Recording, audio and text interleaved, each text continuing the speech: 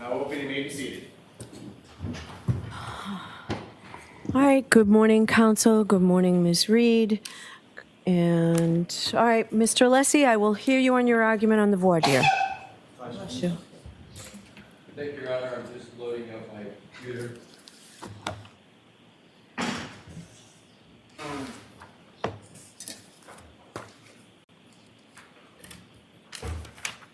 Your Honor, I am going to address the Trooper Paul aspect, and then I'm going to address the Dr. Scordi-Bello aspect of Dr. Welcher. With regard to Trooper Paul, I would like to draw the court's attention to the following documents for the straightforward proposition that Dr. Welcher has not only reviewed, he has not only considered, that he has adopted. I went back and looked at the documents, and the basis for this is as follows. Slides 22 and 23 do not just depict Trooper Joseph Paul himself, they show Trooper Paul conducting the CARS analysis on February 1st of 2022. Importantly, these slides highlight the mileage odometer of 12,665, and I respectfully request the court to anchor into that odometer reading because I'm going to show the path that that odometer reading takes through all of the documents, but I want to emphasize the start, the genesis of the odometer reading of 12,665 miles is with Trooper Paul as he conducted the CARS analysis on February 1st. Now, here's where Dr. Welcher comes in.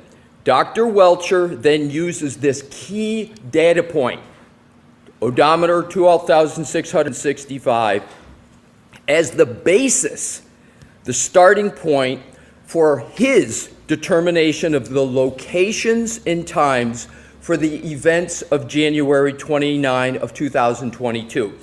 Dr. Welcher uses his scenario analysis of Ms. Reed's travels, and that's detailed on slides 24, 25, 26, 27, and 28 to calculate and then deduct 36 miles from the odometer according to Trooper Paul on February 1st of 2022 to arrive at an odometer reading of 12,629, which obviously is different from the start, the anchor I talked about of 12,665.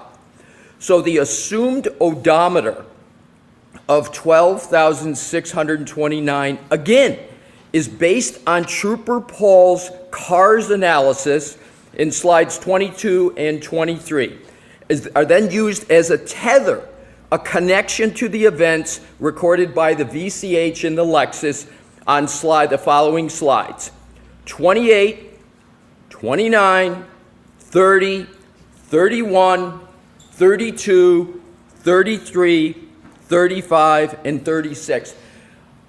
I elucidate this and I explicate the slide numbers to show how many there are in Dr. Welcher's report that are rooted in the anchor point and then the change in the deduction of the odometer.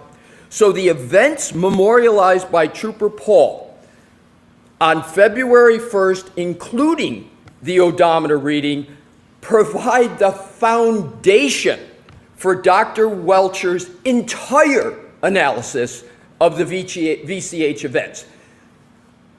The entire analysis of Dr. Welcher's VCH events. That is the adoption aspect of what I started with. Two more points. In addition, Dr. Welcher testified on his voir dire that the image on the left of slide 36 from his January 30th, 2025 presentation came from a file marked CARS-J.Paul. Now, he did contend that it wasn't the exact same image, but I want to go to this. In fact, the image on slide 36 is from the drone used by Trooper Paul, and the citation for that is page 4, item 11 of the CARS report. That's where the drones are from. Dr. Welcher didn't do any drone activity. He took the drone that he had in his report that was just a little bit different than the one I was showing him. It comes from page 4, item 11 of the CARS report. And I quote, "The crash scene was documented during the on-scene investigation by utilizing Alicia's GNSS GPS mapping system and a DJI Mavic 2 UAS. This data was input to a computer-aided diagram program, which is IMS 360, here's the key, to produce a scale diagram of this collision. So the DJI Mavic is the CARS team drone. This image of Dr. Welcher's slide 36 is clearly and indisputably from the drone. And the only drone extant is the drone of Trooper Paul and the CARS team. Last point with regard to the Trooper Paul basis in adoption of Dr. Welcher. Mr. Brennan asked Dr. Welcher on voir dire if the image from slide 36 actually came from the CERT team, which is simply not true. The CERT team, actually Lieutenant Tully with the CERT team, took about a dozen photos of the taillight in the snow in the dark around 6 p.m. on January 29, 2022. Lieutenant O'Hara said that the CERT team never traveled back to the scene again. So there were very obviously no photos or images taken by the CERT team in the daylight from the drone.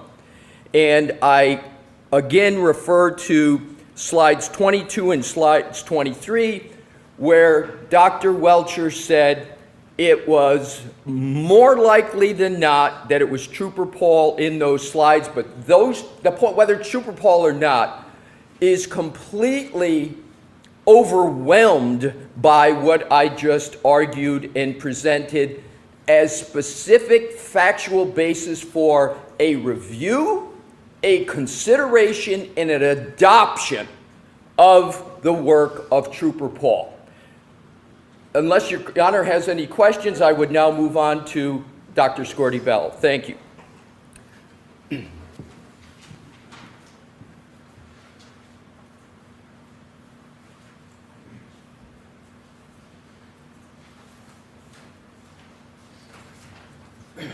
Dr. Scordi-Bello will be much shorter.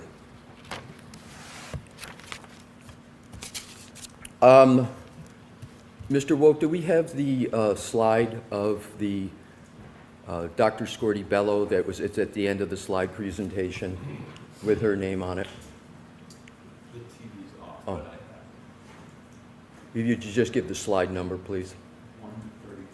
So it is slide 131. I almost know it verbatim, Your Honor, so I will continue if Ms. Gilman has slide or someone could turn it on. Okay, thank you. Thank you, Your Honor.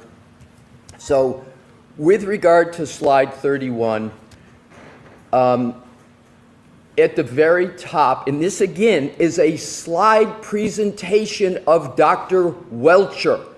So up at the very top, and so Dr. Welcher admitted that he not only reviewed the autopsy report, he admitted that he not only considered the autopsy report, he admitted that he adopted it, and I'm going to put adopt in quotes, to the extent that he used it in his slide presentation, and he actually, to show the depth of those three verbs, he's got in orange highlight under final diagnosis, multiple skull fractures, base of skull, and cavallarium. He testified, obviously, about the rear wounds of Mr. O'Keefe. He testified about how he believed those wounds came about, and he cited as corroboration the highlight of multiple skull fractures, base of skull and cavallarium. It couldn't be any more obvious, his rooting in this document and reliance upon it. Why else would he have it in his slide presentation? And he's got the name of Dr. Scordi-Bello. And frankly, Your Honor, he didn't fight that whatsoever in the questioning of him. Then you go to underneath cause of death, blood impact, injuries of head, and hypothermia. He essentially repeated that on his testimony. And then if we could, Mr. Wolk, just go to the right. And so you've got highlighted head, skull fracture radiating from the right occipital skull and into the right parietal bone, right and left occipital foci, and bilateral anterior foci and orbital plates. Again, the highlighted means something. He's adopting it. And lastly, the depiction of the skull here, I believe that's Dr. Welcher's handwriting. I believe that's his green, the LR, because I've never seen this green highlighting before. And it could also be Dr. Scordi-Bello's. That's another possibility. I'm not sure. But let's assume sort of the most conservative part, that it's Dr. Scordi-Bello's. The key part is he's got it in there and he is referencing it. So, Your Honor, the last point really for both of them, and I wanted to save this point because it applies to both. With regard to experts, the law is clear. So I think the easiest part to show what our position here is the adoption. But in it, it's clearly shown. Adoption doesn't mean you have to agree with it. You just have to put your expert hands around it, wrestle with it, deal with it, and there is no rule of law that I'm aware of that says you can't question an expert witness unless it's something that the expert witness agrees with.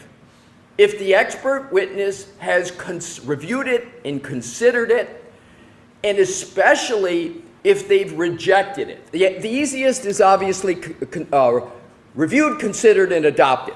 But it's certainly permissible and important to a defendant's constitutional right, Sixth Amendment to cross-examination, if an expert says, or even infers, I reject this. I reject what Trooper Paul did, or I reject what Dr. Scordi-Bello did.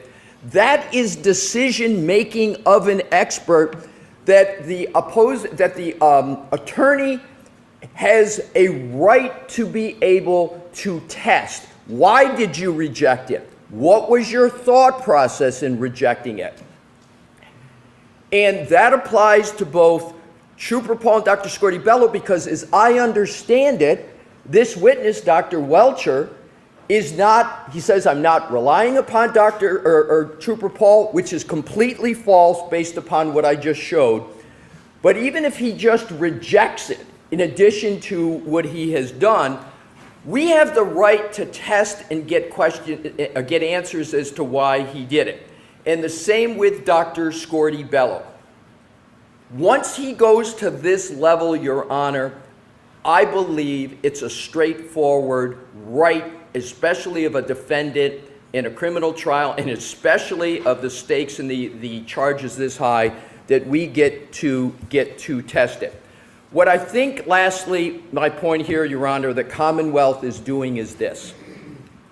The Commonwealth knows Trooper Paul and Dr. Scordi-Bello are problematic for their theory and their narrative. Trooper Paul has got, if you work backwards from his key cycles, you end up with 1162-2, their key cycle. That ends up being not in front of 34 Fairview, but it ends up when the Lexus is in the possession of the state.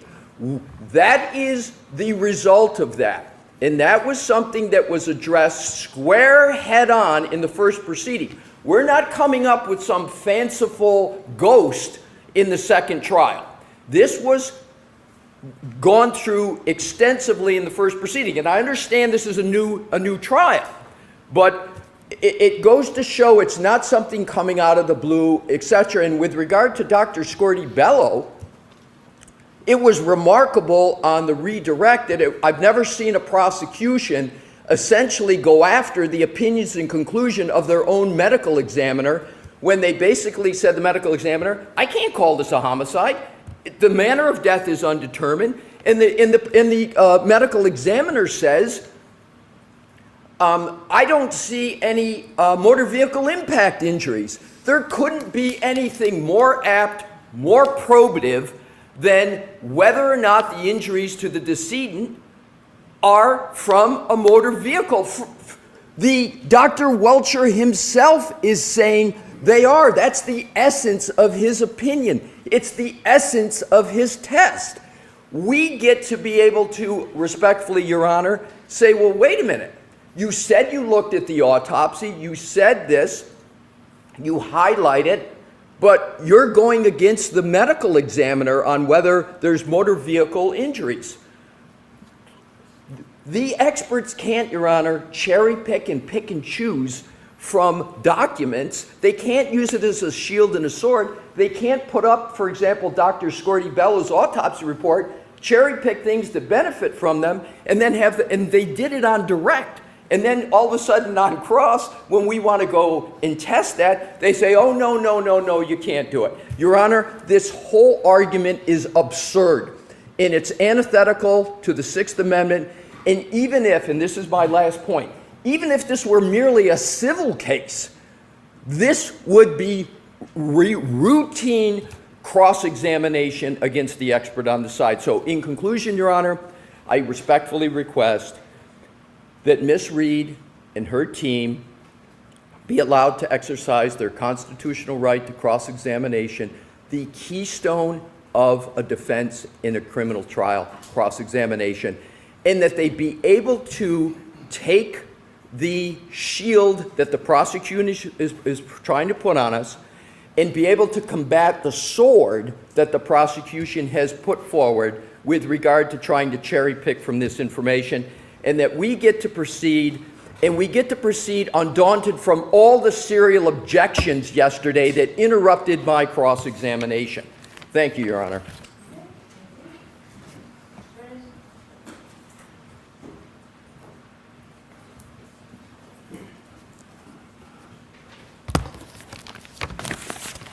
What arises from the litany of complaints by the defense is that there is no constitutional right to usurp the rules of evidence. There is no case law, as much as they urge the court and yell out the word case law and constitutional right and Sixth Amendment right. There is no case law to support what they are trying to do. It is a simple endeavor that is clouded by all the rhetoric that they offer. And it is clear, and the court knows what they're trying to do. They are trying to pit the inadmissible opinion of a non-testifying witness against a testifying witness. They have asked Dr. Scordi-Bello what her opinion is, and although it's not consistent with our reading of the case law, they were allowed to introduce that it was an undetermined cause of death or mechanism. That evidence is already in front of the jury, but they can't simply repeat it because it sounds good to them or they think it's helpful. Simply because a witness uses a document or looks at it or uses part of an autopsy does not let them regurgitate an opinion that's already in evidence to try to phantom cross-examine an expert. Dr. Welcher is clear. He did not rely on Dr. Scordi-Bello's conclusion that this cause of death was undetermined. In fact, as an aside, he said, I wouldn't, because she's not qualified for that. And so this is a simple game. Let's pit one witness against the other and suggest that the Commonwealth's witnesses are inconsistent. They take it a step further. They want to relive what they think is their past success last year in this case without actually calling the witness. They want the jury to hear their perspective that a past witness had confusion in his analysis, but they don't want to call the witness.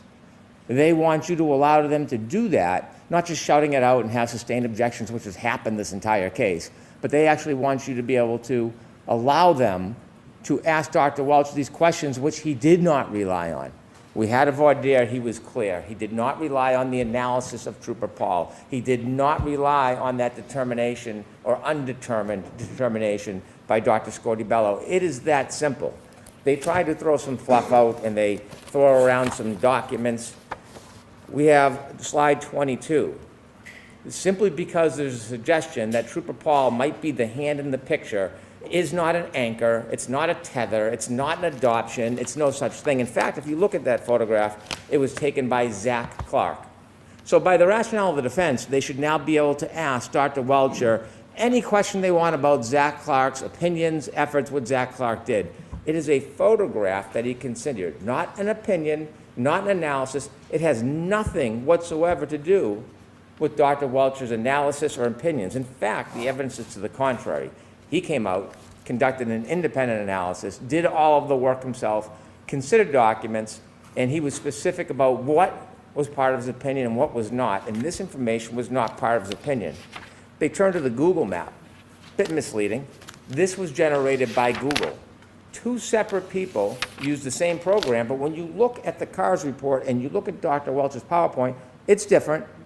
Dr. Welcher's has a map on the side, and when you look at the numbers themselves, the CAR report says minimum 36.1, maximum 38.8. Dr. Welcher's slide, 37.9, 38.1. So in no way did he adopt, anchor, tether, use as any basis. In fact, his is different and separate, as all of his analysis is.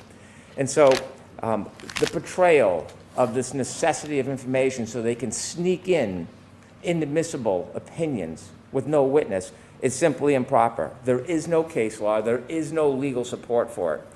They cannot reach back into last year and manipulate a witness and ask him about something that he didn't rely on because it feels good or it sounds good for their case.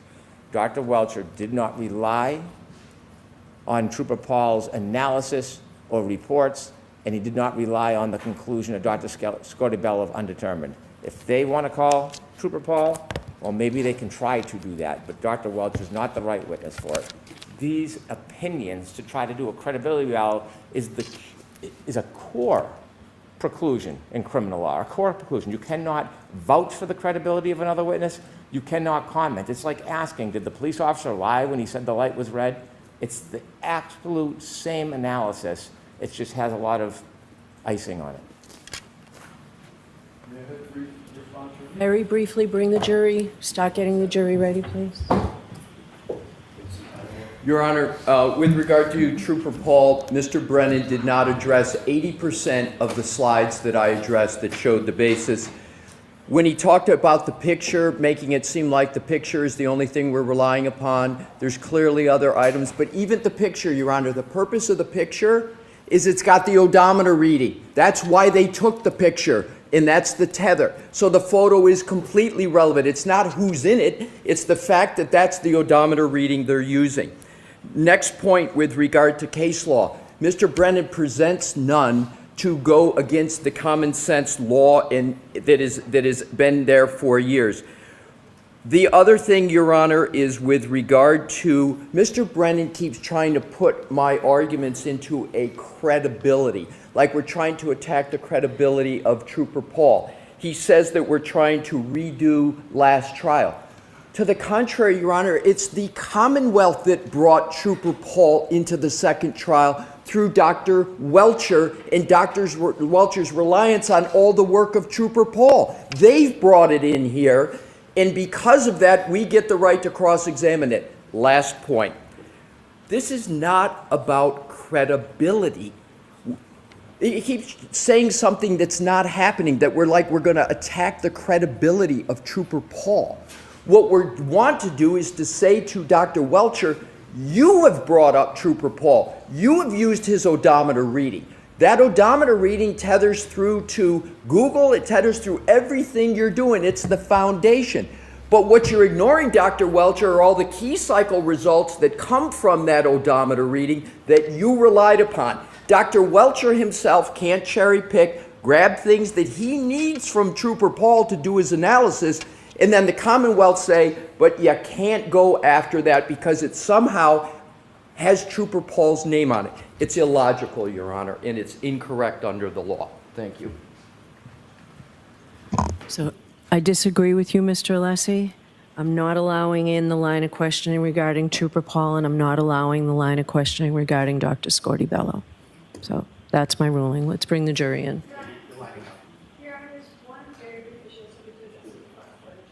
Well, come over here because they're on their way.